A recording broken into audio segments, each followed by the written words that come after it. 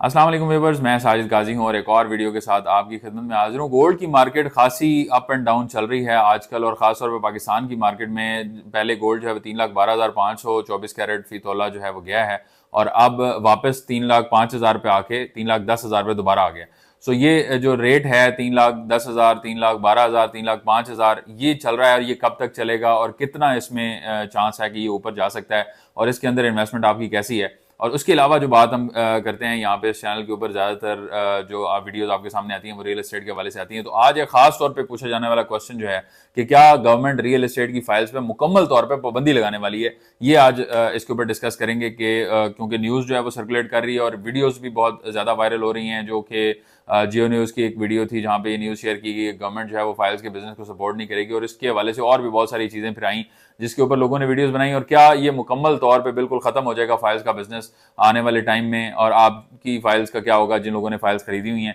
इसके अलावा जो आपकी इन्वेस्टमेंट्स हैं गोल्ड के अंदर, खास तौर पे आपकी इन्वेस्टमेंट्स हैं उसका क्या फ्यूचर है, आप आज अगर इन्वेस्ट करते हैं उसके अंदर तो फ्यूचर में किस तरह से है, और अगर आपकी कोई स्ट्रेटेजी आप बनाना चाहें कि आप अभी इन्वेस्टमेंट कर रहे हैं तो गोल्ड के अंदर किस तरह की इन्वेस्टमेंट आप कर सकते हैं, तो वो मैं आज आपके सामने रखता हूँ। एक चीज़ जो मैं बड़ा क्लियरली इसके ऊपर आपको बताता चलूँ वो ये है कि मैं गोल्ड के हवाले से कोई ऐसी चीज़ें आपके सामने नहीं रखता कि जिसमें डे टू डे ट्रेडिंग के अंदर आप उसका बेनिफिट जो है वो ले सकें, या आप जो है वो उसको देख सकें ऑनलाइन गोल्ड को परचेज करके और फिर 2 दिन बाद 3 दिन बाद उसको ट्रेड करके उसमें से पैसे बना सकें। मैं आपके सामने लॉन्ग टर्म स्ट्रेटेजीज रखता हूँ, और ना शॉर्ट टर्म को मैं बेहतर समझता हूँ ना मैं इसको रिकमेंड करता हूँ। तो इसलिए आपने इस वीडियो को इस लिहाज से देखना है कि ये लॉन्ग टर्म के एतबार से आपकी इन्वेस्टमेंट की बात हो रही है, और अगर आज आप इन्वेस्ट करते हैं तो 4 साल, 5 साल, 6 साल के हिसाब से आपने अपनी इन्वेस्टमेंट को कैप करना है, और उसके एतबार से फिर आपने अपने रिटर्न को डिटरमिन करना है। $300 जो है पर आउंस इसकी कीमत जो है वो फिर क्रॉस हुई है इंटरनेशनल मार्केट के अंदर भी गोल्ड की। और मैंने आपको एक चीज़ बताई थी और वो मैं बार बार रीट्रेट कर रहा हूँ कि आपने जो ज़्यादा नज़र रखनी है वो यूक्रेन और रशिया की वॉर के ऊपर रखनी है और उसका पीस एग्रीमेंट के ऊपर रखनी है। डोनाल्ड ट्रंप की जो पॉलिसीज़ हैं वो बड़ी अनस्टेबल सी पॉलिसीज़ हैं ओवरऑल दुनिया के एतबार से, जो जिस तरह से उनका दिल करता है वो उस तरह से तमाम ममालिक को ट्रीट कर रहे हैं। टैरिफ वॉर्स चल रही हैं, और इसी तरह से भी ज़ेलेंस्की की गवर्नमेंट को हटा के और ये जो पीस है ये अचीव करने की कोशिश की जा रही है कि रिजीम चेंज किया जाए जैसे पूरी दुनिया में वो करते हैं, और उसको चेंज करके जो नई गवर्नमेंट आएगी उसके जरिए पीस जो है वो अचीव किया जाए। तो एक चीज़ ये ज़हन में रखें कि जब तक वो पीस जो है वो अचीव नहीं होता, रशिया और यूक्रेन वॉर एंड नहीं होती, तब तक ये गोल्ड की प्राइस जो है वो नीचे आना इसकी एक्सपेक्टेड नहीं है। और जैसे ही पीस एग्रीमेंट हो गया तो फिर आप प्राइस को नीचे आता देखेंगे, और मेरी प्रोडिक्शन ये है कि $2,500 से $2,600 पर आउंस जो है ये प्राइस आ सकती है नीचे। और पाकिस्तान के अंदर भी इसकी प्राइस जो है वो गोल्ड की नीचे आएगी। 24 कैरेट तकरीबन 2,80,000 तक एक्सपेक्टेड है, इससे भी नीचे आ सकती है, लेकिन 2,80,000 तक एक्सपेक्टेड है कि ये नीचे आ जाए। 3.5 लाख तक जा सकता है, ये नहीं जा सकता। उसके लिए मैं आपको एक चीज़ थोड़ी सी आपके सामने रखता हूँ कि अगर गोल्ड ने 3.5 लाख पे जाना है तो फिर दुनिया के अंदर जो मौजूद करेंसीज हैं, खास तौर पे US डॉलर जो है उसको बहुत बड़ी हिट जो है वो लगनी चाहिए, तब जाके ये चीज़ जो है वो ऊपर जाएगी। इसी तरह से मार्केट के अंदर बहुत बड़ी अनस्टेबिलिटी आएगी तो फिर ये प्राइस जो है वो इतनी 3.5 लाख 4 लाख पाकिस्तान के अंदर, या कोई 34-35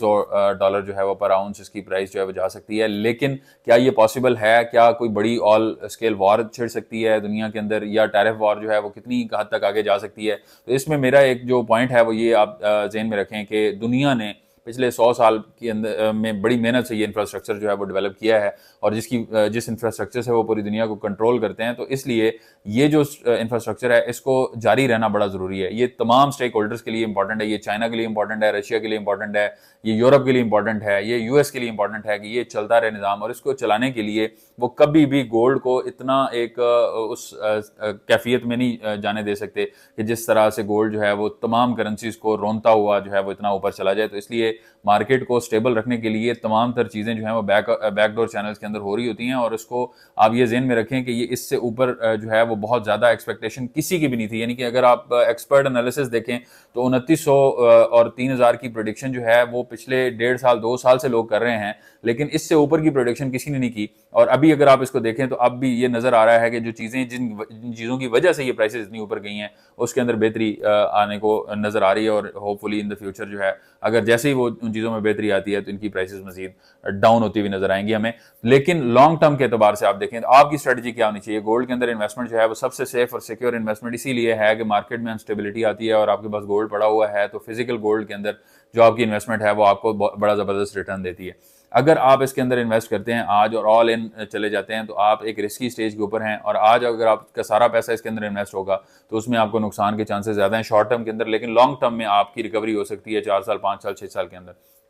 जबकि अगर आप थोड़ा थोड़ा इन्वेस्ट करते हैं, यानी कि मिसाल के तौर पे आज से आपने गोल्ड में इन्वेस्ट करने का इरादा किया और आज आपके पास 20,000 रुपये की रकम मौजूद है, और ये 20,000 रुपये की रकम जो है ये आज आप इन्वेस्ट करते हैं गोल्ड के अंदर, और इसके बाद आप अगले महीने फिर 15 से 20,000 रुपये इन्वेस्ट करते हैं, और फिर आप 15 से 20,000 इन्वेस्ट करते हो। इसी तरह से एक प्लान जो है वो अपना बना लेते हैं कि आपने साल के अंदर जो है वो तकरीबन 2,40,000 से 2,80,000 के दरमियान जो है वो गोल्ड के अंदर इन्वेस्ट करना है। तो इस दौरान अगर आप इतनी इन्वेस्टमेंट करेंगे तो आपके पास तकरीबन 1 तोला से कम गोल्ड जो है 24 कैरेट में वो आपके पास इकट्ठा होगा, और 1 साल के अंदर आपने ये अचीव कर लिया। लेकिन उसमें आपकी कोई इन्वेस्टमेंट जो है वो हाई पे होगी, कोई इन्वेस्टमेंट लो पे होगी, और एवरेज आउट आप करेंगे तो उसमें आपका वो बैलेंस हो जाएगा। लेकिन अगर आप इस सारे को इस तरह से इकट्ठा करके और फिर आप ज़हन में रखते हैं कि अब 2 साल, 3 साल, 4 साल के अंदर ये स्टेबिलिटी भी आपको एक तो मिलेगी, दूसरी आपकी सेविंग बड़ी ज़बरदस्त हो जाएगी, तो इसको आराम आराम से उसमें करना चाहिए। दूसरा, रियल एस्टेट जो है वो हमेशा top of the line investment वो होती है अगर आपकी फिजिकल रियल एस्टेट है।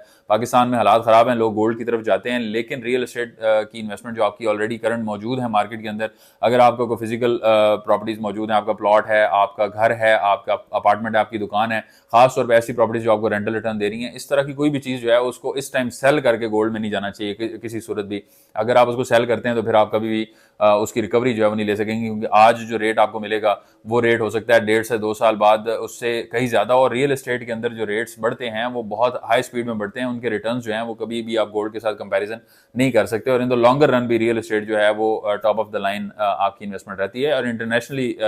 ये अक्लेम जो है वो फैक्ट है कि आप देखें कि दुबई के अंदर भी लोगों ने रियल एस्टेट की वजह से इतना जो है वो पैसा बनाया, और दुबई की मार्केट को देखें उसके ऊपर भी हम बात करते हैं। लेकिन यहाँ पे लोकली भी अगर आपके पास कोई फ्रेश इन्वेस्टमेंट है तो उसको आप गोल्ड के अंदर पार कर सकते हैं। अगर आपके पास कोई फाइल्स हैं, ऐसी फाइल्स हैं जो आपकी, मैंने पिछली वीडियो में बताया था कि अगर आप समझते हैं कि वो बिल्कुल डेड हैं और वो प्रोजेक्ट से आपको कोई उम्मीद नहीं है, तो फिर वहां से आप निकालें और किसी दूसरे ऐसे प्रोजेक्ट में जहां पे आपको लगे कि हाँ सेटिस्फेक्शन भी हो और ठीक है ये प्रोजेक्ट है, वहां पे आप उसको मर्ज कर लें। आजकल मर्जिंग पॉलिसीज आई हुई हैं, उसके हवाले से आप हमारी टीम से रब्ता कर सकते हैं और वो तमाम तर मालूमात उस हवाले से आपको प्रोवाइड करेंगे कि अगर आप समझते हैं कि ये इन्वेस्टमेंट आपकी स्टक है तो वहां से निकालें और किसी ऐसी जगह पर लगाएं जहां पे आपका पीस ऑफ माइंड आए। लेकिन एंड ऑफ द डे आपने उसकी होल्डिंग कैपेसिटी रखनी है 5 साल 6 साल आगे डाउन द लाइन, जब आपको उसका रिटर्न जो है वो मिल सके। इसके अलावा जो फाइल्स के बिजनेस के हवाले से गवर्नमेंट ने जो पॉलिसी अनाउंस की है कि फाइल्स के बिजनेस को गवर्नमेंट अब मुकम्मल तौर पे सपोर्ट नहीं करेगी, तो ये पॉलिसी जो है ये आज से बहुत अरसा पहले आनी चाहिए थी। और इसमें मैं ये समझता हूँ कि कंस्ट्रक्शन रिलीफ जो होता है वो इसका बड़ा एक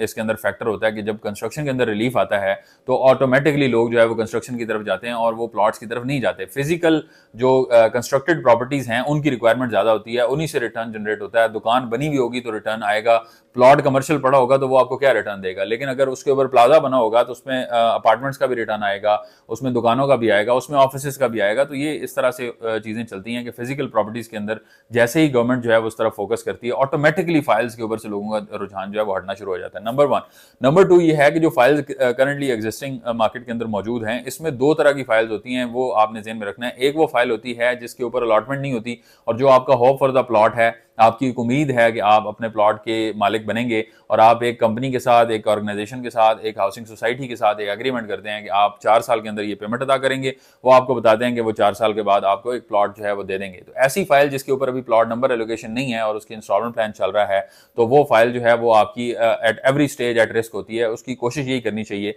कि ऐसी फाइल की इंस्टॉलमेंट जो है वो टाइमली कंप्लीट की जाएं, अपने वक्त के मुताबिक जिस तरह से वक्त दिया जा रहा है। या तो आप इस प्लान में जाए ना, आपको लगता है कि सोसाइटी डिलीवर नहीं कर पा रही तो आप उस सोसाइटी से बाहर निकलें। लेकिन आपको लगता है कि सोसाइटी ठीक है, आप मतलब देख रहे हैं कि हालात किस तरफ जाते हैं, फिर इंस्टॉलमेंट देंगे, तो वो आपके लिए बिल्कुल ठीक नहीं होगा। आप इंस्टॉलमेंट्स जो हैं वो अपनी टाइमली अदा करें और उस टाइमली अदा करने पे ये होगा कि आप जब अपना पेमेंट प्लान कंप्लीट कर देंगे तो आपके पास ऐसी फाइल होगी जिसके ऊपर आपका अलॉटमेंट भी होगा और इवेंचुअली आपको पोजेशन भी मिलेगा। तो वो चीज़ जो है वो आपकी कभी भी नुकसान नहीं देती। सो प्लॉट्स जो हैं, दूसरी फाइल्स जो हैं वो हैं जो फिजिकल प्लॉट्स वाली फाइल्स हैं और जिनमें प्लॉट्स के पोजेशन अभी मौजूद हैं, जिसके ऊपर कंस्ट्रक्शन की जा सकती है। उसके अंदर अगर आप देखें तो वहां पे आपकी जो कंस्ट्रक्शन है वो पॉसिबल है, तो लोग जो है उसकी ट्रेडिंग अभी भी चल रही है। लोगों के घरों की नीड्स हैं, लोगों ने रहना है, ज़ाहिर है बच्चों की शादियां हो रही हैं, आगे मजीद आबादी जो है वो पाकिस्तान में बढ़ रही है, कम तो हो नहीं रही, और पाकिस्तान की आबादी वैसे भी ज़्यादा है और उसके मुताबिक हाउसिंग की नीड वैसे भी बहुत ज़्यादा है। तो ये जो चीज़ है, जो फिजिकल प्रॉपर्टीज़ की नीड्स हैं, ये ख़त्म नहीं होती और ये इन हालात में भी चल रही हैं। लेकिन अब प्लॉट्स की जो ट्रेडिंग है वो थोड़ी स्लो है, इन्वेस्टर उस तरह से उसमें नहीं है, तो इस वजह से उसकी प्राइसेस आपको उस तरह से नहीं मिलती। लेकिन जो ट्रेडिंग है वो बहरहाल चल रही है। तो ऐसा फिजिकल प्लॉट जो आपका मौजूद है, उसको अगर आप होल्ड करते हैं तो उसके अंदर आपकी जो है वो आने वाले टाइम में रिटर्न आना जो है वो पॉसिबल है, क्योंकि कंस्ट्रक्शन में भी रिलीफ आता है। तो लोगों ने प्लॉट्स के ऊपर ही कंस्ट्रक्शन करनी है, हवा में तो नहीं करनी। तो जो एग्जिस्टिंग फाइल्स हैं वो आपकी एज इट इज चलती रहेंगी। अगर आप उनको कंप्लीट करते हैं तो आपको फिजिकल प्लॉट्स में कन्वर्ट कर दिया जाएगा। गवर्नमेंट की इस ऐलान का जो मकसद था वो ये था कि गवर्नमेंट जो है मजीद इस चीज को सपोर्ट नहीं करेगी, एमनेस्टीज नहीं देगी, इसमें मे बी टैक्सेस जो है वो इंप्लीमेंट हो जाए आने वाले टाइम में, फाइल्स के ऊपर जो हैवी टैक्सेस जो है लग जाएं, और जो कंस्ट्रक्शन वाले जितनी भी चीजें हैं उसके ऊपर रिलीफ दे दिया जाए। तो इस तरह की चीज जो है वो एक्सपेक्टेड है। मैं एक्सपेक्टेड की बात कर रहा हूँ, ये कब होती है, ये करंट गवर्नमेंट कर सकती है नहीं कर सकती, इनको अलाउ होता है IMF की तरफ से नहीं होता, ये एक अलग सिनेरियो और अलग बहस है, इसमें हम नहीं जाते। बट ये है कि आने वाले टाइम में ये चीज एक्सपेक्टेड है कि कंस्ट्रक्शन की तरफ जो है वो आया जाए, और हर वो मुल्क जो कंस्ट्रक्शन के ऊपर पैकेजेस देता है, जो कंस्ट्रक्शन के ऊपर रिलीफ देता है, उसके अंदर तरक्की आती है, बहुत सारी चीजें जो हैं उसके अंदर बेहतर होती हैं। तो गवर्नमेंट को भी इसके ऊपर फोकस करना चाहिए, और मेरा ख्याल है कि फोकस होगा भी इस तरफ के अब गवर्नमेंट जो है वो कंस्ट्रक्शन के रिलीफ किसी ना किसी तरीके से अरेंज करके जो है वो मार्केट को दे। इसके अलावा जो बाकी आपकी, मैंने आपको बताया क्लियरली, ये कह दिया कि आपकी करंट फाइल्स जो हैं उनमें किसी किस्म का खतरा नहीं है, वो आप उसको चलाएं, अगर प्रॉपरली चलाएं तो उसमें आप आने वाले टाइम में 5 साल 6 साल में उनका रिटर्न भी अच्छा ले सकते हैं और उसको रिकवर भी अच्छा कर सकते हैं। तो ये एक पॉइंट था जो मैंने आपके सामने रखा। गोल्ड और सिल्वर की मार्केट के वाले से भी आने वाले टाइम में मजीद अपडेट्स आपके सामने लेकर आता रहूँगा। मजीद इस तरह की वीडियोज़ के लिए हमारे चैनल को लाजमी सब्सक्राइब करें, अपनी दुआओं में याद रखें। मिलते हैं आपसे नेक्स्ट वीडियो में, तब तक के लिए अल्लाह हाफिज़।